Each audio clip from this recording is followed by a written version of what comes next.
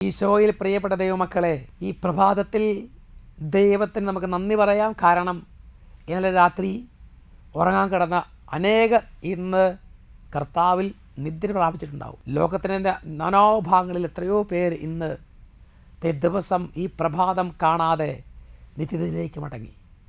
എന്നാൽ കർത്താവ് നമ്മളെ അനുഗ്രഹിച്ചു. ഇന്നും പ്രഭാതത്തിൽ അവിടുത്തെ എഴുന്നേറ്റ് കൃതജ്ഞതയോടെ ആരാധിക്കാനും പ്രാർത്ഥിക്കാനും ദൈവം നമ്മളെ അനുഗ്രഹിച്ചു. ഒപ്പം നമ്മുടെ കണ്ണുനീരും വേദനകളും കർത്താവ് ഏറ്റെടുക്കും എന്നുള്ളൊരു വിശ്വാസം നമുക്ക് നൽകി, ഒരു പ്രത്യാശ നമുക്ക് നൽകി. നമുക്കിന്ന് വിശുദ്ധ കുർബാനയിലൊക്കെ പങ്കുചേരാൻ വേണ്ടി നമ്മൾ തയ്യാറാകുന്നവരുണ്ട്.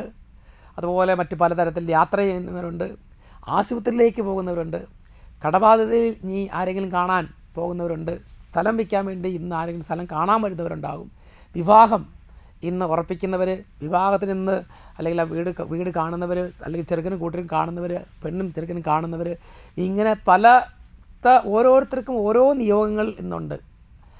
എന്താണോ ഇന്ന് നിങ്ങൾ ചെയ്യാൻ ഉദ്ദേശിച്ചിരിക്കുന്നത്, അതിൽ ദൈവ സാന്നിധ്യം ആഗ്രഹിക്കുന്നവർ അത് നടന്നു കഴിഞ്ഞു എന്ന് പറഞ്ഞ് നന്ദി പറഞ്ഞ് പ്രാർത്ഥിക്കുക. കർത്താവേ, എൻ്റെ മകളുടെ വിവാഹ തടസ്സം മാറ്റിയതിന്, കുടുംബത്തിൽ മക്കൾ ജനിപ്പിച്ചതിന്, വീട് പണിയാൻ പറ്റിയതിന്, അതിന് വേണ്ട സഹായം ചെയ്തതിന് ഈശോയ്ക്ക് നന്ദി പറയുന്നു. സംഗീത പുസ്തകം 118:1, സാംസ് 118 വേഴ്സ് 1. കർത്താവിന് കൃതജ്ഞത അർപ്പിക്കുവിൻ, അവിടുന്ന് നല്ലവനാണ്, അവിടുത്തെ കാരുണ്യം എന്നേക്കും നിലനിൽക്കും. കർത്താവിൻ്റെ കരുണ, സ്നേഹം എന്നും നിലനിൽക്കും. ഇന്ന് മാത്രമല്ല, നാളെ മാത്രമല്ല, നാളെ കഴിഞ്ഞല്ല, ഒരു മാസത്തേക്കല്ല, നമ്മുടെ ജീവിത അവസാനം വരെയും കർത്താവിൻ്റെ കരുണ നമ്മളിൽ നിലനിൽക്കും.